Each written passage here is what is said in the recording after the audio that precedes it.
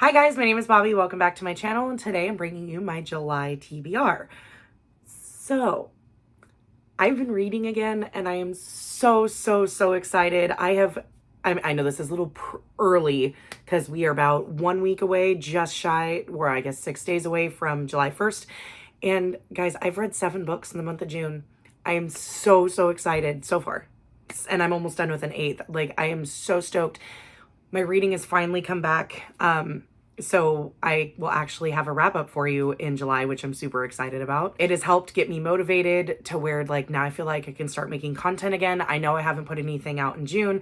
And again, because my reading didn't pick up until a week or so ago. So thank you to audiobooks for getting me through the month of June. And I am the girl that never reads audiobooks or listen to them. I've never been able to focus before. But it's literally been my saving grace this month. So for the month of July, July is my birthday month, which I'm super excited for. I always get excited for my birthday and then I never understand why, because it just means I'm getting older and creeping closer to 40. And I'm at the age I'm going to be 37 on July 10th. So for me, it's like, okay, I'm old. Like, nobody buys me presents anymore. Like, half the time my family doesn't even remember my birthday. Yeah, even my husband doesn't even really buy me a present. My kids, sometimes they'll remember. When my son does, when he checks the calendar. My daughter will be like, oh, it's today's your birthday, huh? I mean, that's kind of what happens when you become an adult. Like, it's not as exciting when you were a kid. I am taking vacation. I will be off work from the 8th through the 17th. I'm not going anywhere or doing anything. I just don't have to go to work. So I will be getting my paid vacation, but I'm going to try to hang out with a couple friends here and there. So hopefully during that time, I'll get a whole bunch of reading done, because I'm at the point now where I just keep pulling books off my shelves that I can get audiobooks for, and I'm reading them, which is exciting. So I've got a stack here of 5 books that are kind of ones that I've been wanting to read and pick up.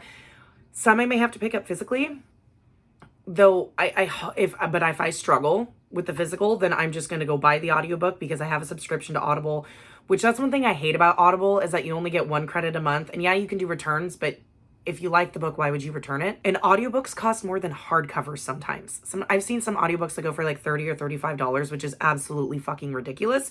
So I am on Libby, so through my library, like, and that's kind of how I've read through the month of June. Stuff that I want to read that is either available right away or is I can put a hold on. I've been doing that through my library. So I've got a couple holds that I'm waiting on. Actually, there's a book over there. I'm just, should grab it. Like, I have it from my library, but I might finish it in the month of June. I don't know. We'll see. But I've got a couple holds that I'm going to put on my library. If not, I'm going to try to read at least 1 physically and see how I go. If it takes me the entire month, it takes me the entire month. If I'm listening to books or trying to read on my Kindle in between that, that's fine. I'm just so happy to be consuming books again, no matter what way it is. So I guess we'll start with one that I have a hold on that I'm waiting to come in. It says the wait is 4 weeks, but we'll see how fast it comes in. But I kind of got this like wild hair up my ass to like start reading Stephen King again. And like, I love Stephen King. I've read a decent chunk. I'm not a very well-read Stephen King fan. I started reading him when I was around 9 years old. And so like some of the books that I read back then, I would like to reread. The 2 that stuck out in my mind the most that I read back then, or the 3, I guess, were Pet Sematary, Misery, and Rose Madder. I've already read Rose Madder. I've read Rose Madder, I think, like 5 times. It's my favorite Stephen King by far. Completely underrated. If you're a Stephen King fan and you have not read Rose Madder, please do.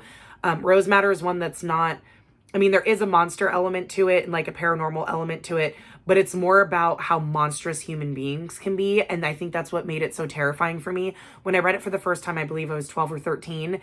And what happens in that story happens to women every single day. And I think that was more terrifying for me than any kind of paranormal ghost or zombies or any other thing that he could have written about.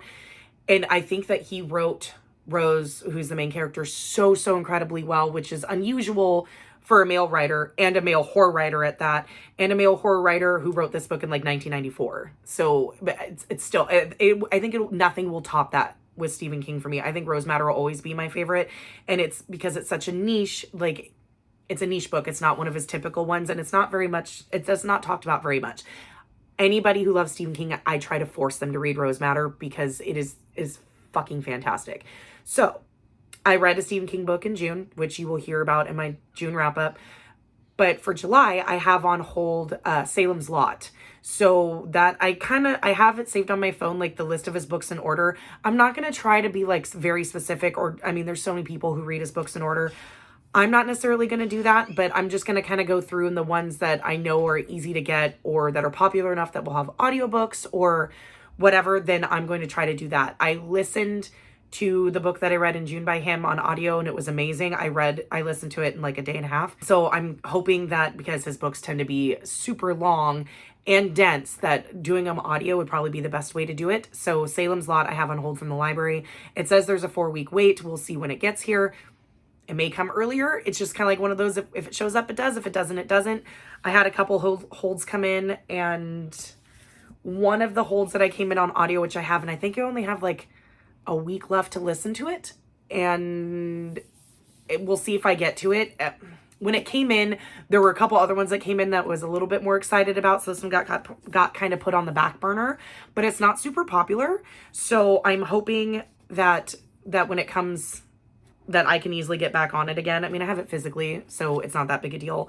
But that's The Invisible Girl by Lisa Jewell, which is, it's just a book of the month pick. It just says thrills and chills on the back, so it wasn't a month pick. I don't even know what this one's about. I just know that it's Lisa Jewell. I've read 2 Lisa Jewells, and I really enjoyed her.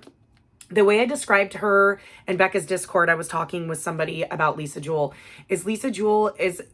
she's always writes 3 to 4 star books for me. They're never going to be brilliant 5 stars, and they're never going to be complete shit.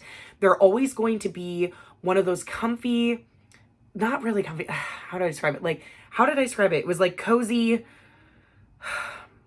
It's always going to be a 3 star. I always know what to expect from her.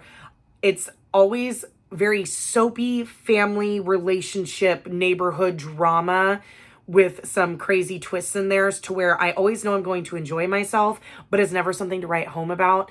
And I love her books. Like I own 2 more, I think, on my shelf that I haven't read by her yet, and I've read 2 that I absolutely love. So I'm hoping that I'll enjoy this one. I don't even, like, I'd have to, like, even just looking at the flap, there's like, so it's about a teacher in his 30s, a virgin living in his aunt's spare bedroom, just suspended from his job as a computer science teacher after accusations of sexual misconduct, which he strongly denies. Searching for professional advice online, he's inadvertently sucked into the dark world of incel, involuntary celibate forums, where he meets the charismatic, mysterious, and sinister Bryn.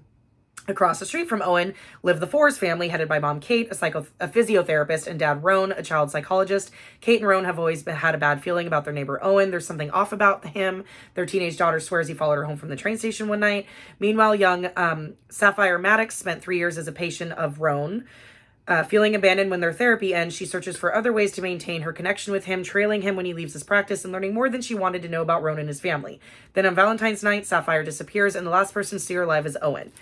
So, again, very Lisa Jewell. So you have 3 main people. They're all connected in some way or another, all within the same neighborhood, and it's just all tangled relationship web, and they usually tend to be really soapy, sometimes unbelievable, and I enjoy that because I thrive on reading about the drama, and sometimes the twists are unbelievable, but they're always just all intermixed together, and all of her books are this way. So I'm sure that I will enjoy it. I'm assuming The Invisible Girl is Sapphire.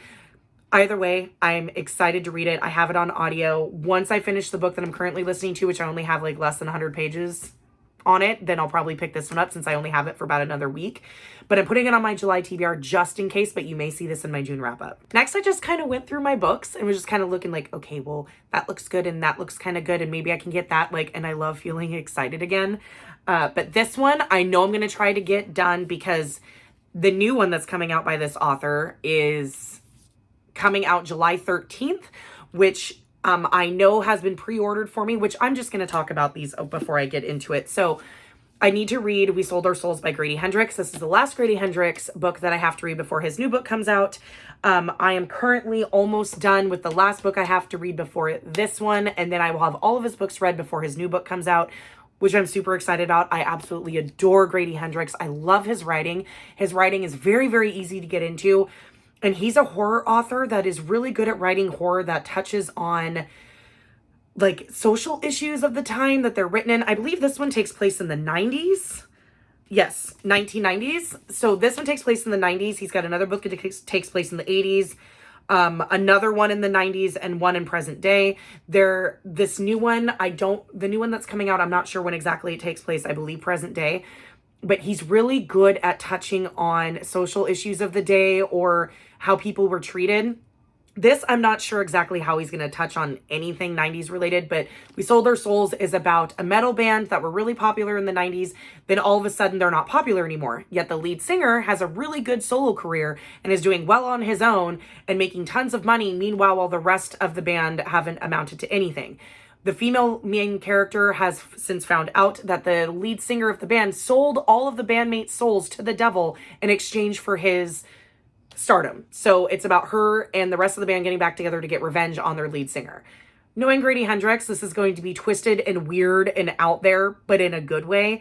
This one is the one that most people don't talk about as much and that tend to be least excited about. But I'm curious. First of all, I love 90s anything.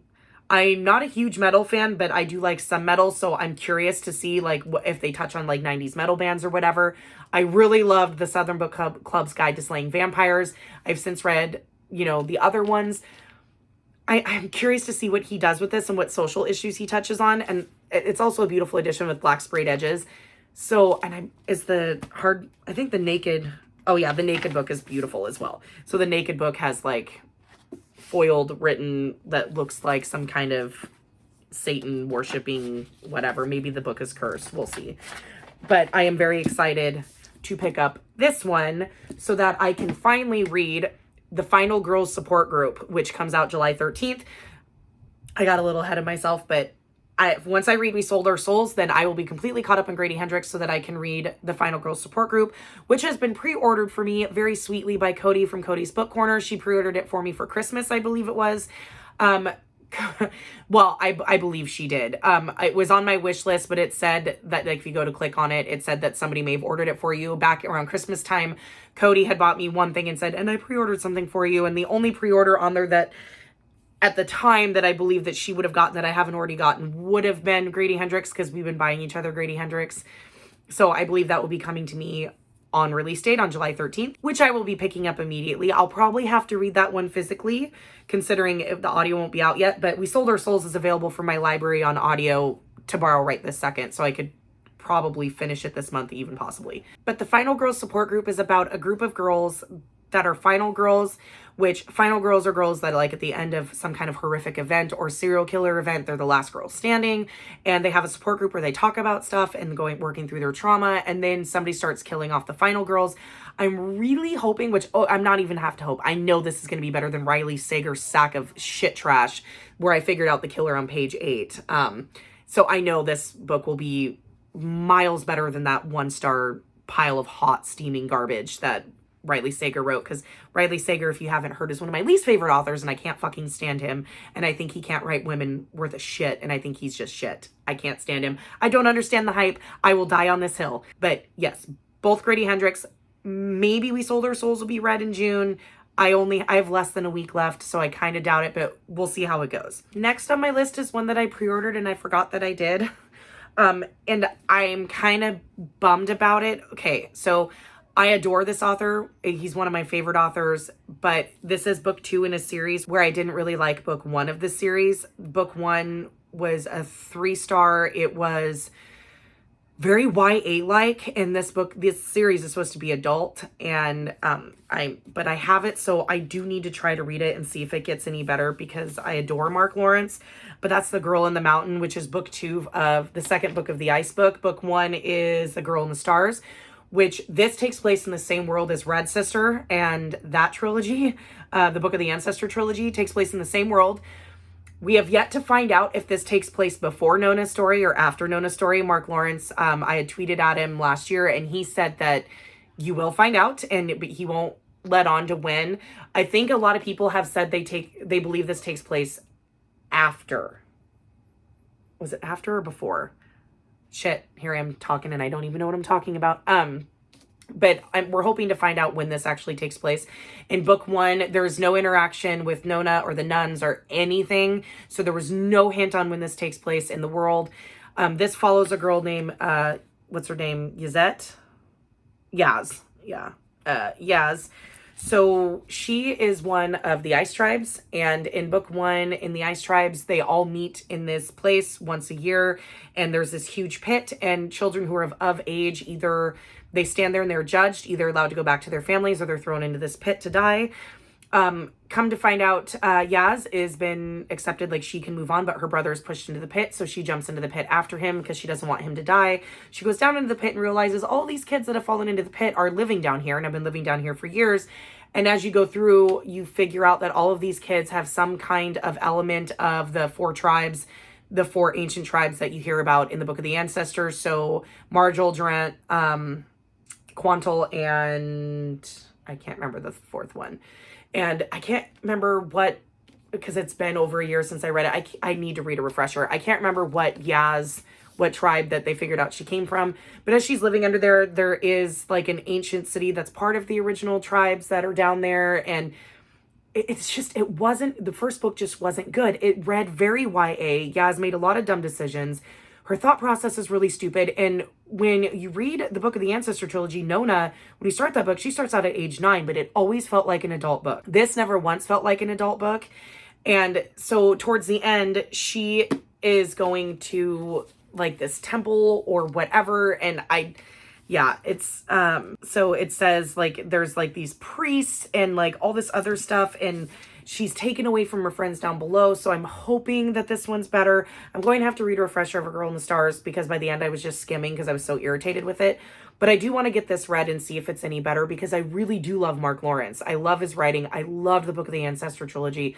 So I'm hoping to get to this one in July. We'll see. I'm worried it might slump me again. So maybe. Next was one of my June Book of the Month picks. I have actually done a really good job and like tackled the other 2 June Book of the Month picks in June. So this is one I need to get to because I think it's now been released. It was an early release. I would like to see if I could get audio, but I might try to read this one physically. But that's Half Sick of Shadows by Laura Sebastian. Half Sick of Shadows, I believe, is an adult fantasy. I don't think it's YA. It might be YA, but I believe it's an adult. It's a fantasy story that, as far as I know, is a standalone, that is a King Arthur retelling, which there's been a lot of Arthurian legend retellings lately, but it's from the point of view of Elaine, who I guess is a seer who lives on an island. So like at the very beginning of the flap, it talks about how, everybody knows the story of King Arthur and he meets Guinevere and Morgana and like all this stuff. But this is like Elaine's story and how she fits into it. So it automatically made me really curious. I do love retellings. Most Arthurian retellings though that I've heard or I've read so far have not been that great. So I'm hoping this one's good. So far the reviews seem to be pretty good on it. I haven't heard much about it yet because it has just since been released. But I'm trying to keep off of Goodreads because I don't want to be spoiled. But we'll see. This one I'm probably going to have to read physically. So again, physically reading has made me kind of slumpy. So if I can get the audiobook, I'll be picking this one up in July. Last on my list is a book that I've had on my TBR for literal years. Everybody's been reading it lately and really enjoying it. So I kind of want to, I want to start it. And I loved the other book I read by her. I have book 1 and 2. I'm hoping to get books 3 and 4 if I really like them. I have a really bad habit of buying the series beforehand, but I stopped at book 2. And that's The Bone Season by Samantha Shannon. I've had this on my TBR for literal years. I have the Mime Order. Book 4 had just been released, so I have yet to get book 3 or 4. This is a fantasy sci-fi book that is, from what I understand, takes place in a world where being psychic or having any kind of ability like that is outlawed. The main character is psychic but has been kept it under wraps, and something happens to where she uses her power, is discovered by authorities, and is taken away, and the story kind of goes from there. I don't know much more than that. I don't really want to know much more than that. I know that Ashley from A Frolic Through Fiction, this is one of her favorite series and she absolutely loves it. So I really want to read it. They did a read along with it, and it's I'm curious. Like it sounds really good. The premise is really good. I loved The Priory of the Orange Tree by Samantha Shannon. I read that 2 summers ago and absolutely fucking loved it. So I'm hoping that, maybe Samantha Shannon will be a summer read for me, and maybe I can get into this and read this in the Mime Order, but we'll see how it goes. It's kind of been calling my name. So we'll see if I can get to it. I really hope so because I've heard nothing but good things about this series. Okay, guys, that's it. That is my July TBR. I'm hoping during my birthday week to get as much reading done as possible since I literally don't have to go to work. I can stay up as late as I want and I can lay around and do nothing. I do have plans to hang out with one of my best friends and have a sleepover, hang out with my stepdaughter at one point. We'll just kind of see how it goes. July should slow down for me in terms of being busy other than work. Kids are out of school. Danielle's softball should be ending here soon. She's in her All-Stars tournament right now. I'm trying not to be a bad mom, but fingers crossed she doesn't go to state. If she goes to state, that falls right in my vacation, but I already know now I won't be able to take her. It is a 4-hour drive away, and I don't want her to have to disappoint her teammates. I mean, I guess I could ship her off with one of her coaches, but still, it's one of those to where the cost is so great. But anyways, I'm hoping July is nice and calm, and we'll just see how it goes. I hope I get some read, especially since I've done so well in June. I hope to kind of keep this momentum going, get caught up on my Goodreads goal, kind of get back into the flow. We're getting into summertime, which is my least favorite season of the entire year. I get seasonal depression in the summer, so I'm hoping that just being sequestered in my room, not doing anything or going anywhere, will help me just blaze through some of these books to where I actually need to buy more, because everybody always needs to buy more books. But that's it, guys. Please let me know in the comments down below what you're planning to read in June, and I will see you guys in the next one, which should be my June wrap-up, which currently has 7 books on it, hopefully more by the time we get to the end of this week. But I'll see you guys in the next one. Bye!